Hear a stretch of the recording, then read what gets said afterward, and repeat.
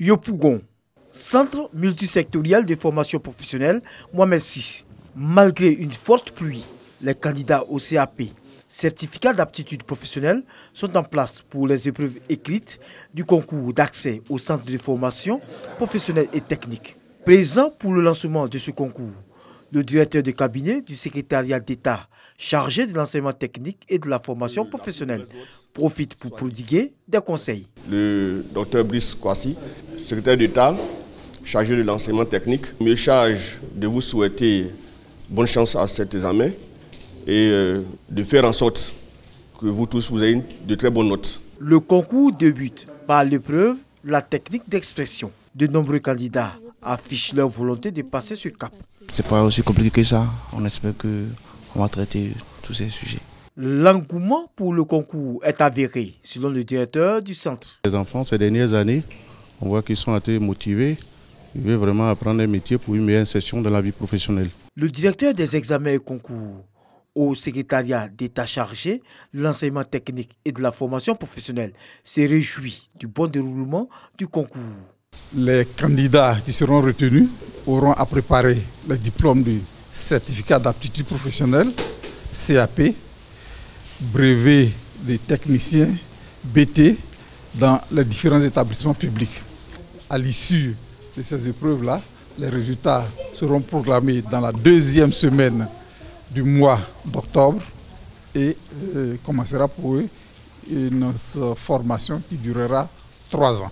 Après les candidats du CAP, ceux du BT, BP et du BTS de différentes filières industrielles et tertiaires entreront en lice dimanche sur toute l'étendue du territoire national. Au total, plus de 18 000 candidats sont inscrits cette année, tous diplômes confondus, pour ce concours.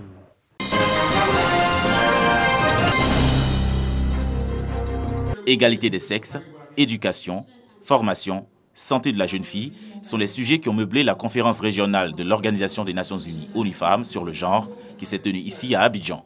3 jours durant, les experts internationaux et nationaux ont travaillé sur le thème « Génération égalité pour les droits de la femme et un futur égalitaire ». Faire le point des avancées des pays ouest-africains en matière de l'autonomisation de la femme, les objectifs de cette réunion. Une femme autonomisée, c'est toute la famille qui en profite. Cette consultation revêt un aspect plus qu'important parce qu'elle permet de faire le point de d'où on vient, où on en est et où on veut arriver. Donc le fait de venir se retrouver, toute cette jeunesse d'Afrique, de faire le point, n'est-ce pas, des acquis, des acquis de ce qui a été dit en 1995 à Beijing, plus que salutaire. Au cœur du programme social du gouvernement, les droits de la femme. À travers la création d'un secrétariat dédié à l'autonomisation de la femme, l'État de Côte d'Ivoire répond ainsi à la question de faire de la femme le levier important de son développement.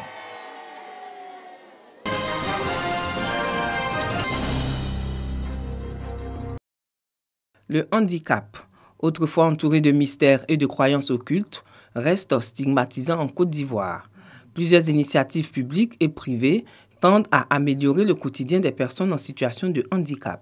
Ils représentent 60 à 70% de la population. Moi, je ne travaille pas. J'ai le BPC. J'ai eu à faire des formations sur la gestion et l'entrepreneuriat. Par rapport à la situation d'albinisme et de l'handicap, c'est que c'est difficile de pouvoir accéder à l'emploi, vu que certaines personnes nous trouvent déjà, à cause de notre handicap, incapables de pouvoir exercer en entreprise. Malgré l'adoption de la loi fixant le quota d'embauche pour les entreprises privées et des mesures d'allègement fiscaux, les entreprises privées hésitent toujours à recruter les personnes handicapées. Ils sont vraiment intéressés par l'imprimerie, mais on ne peut employer que les personnes qui ont suivi une formation professionnelle. Donc nous sommes venus attirer l'attention de l'État de Côte d'Ivoire et surtout des personnalités en charge de cette structure pour dire que le groupement des imprimeurs attend ces jeunes pour leur formation professionnelle. Les autorités ivoiriennes ont adopté des politiques et initié des actions pour accroître les capacités d'emploi des personnes handicapées. Avec le recrutement dérogatoire, 1000 personnes handicapées ont été recrutées à la fonction publique. Le premier recrutement de 1996 jusqu'à ce jour, on compte au moins 1100 personnes handicapées qui sont recrutées à la fonction publique, par ce biais-là. Voilà.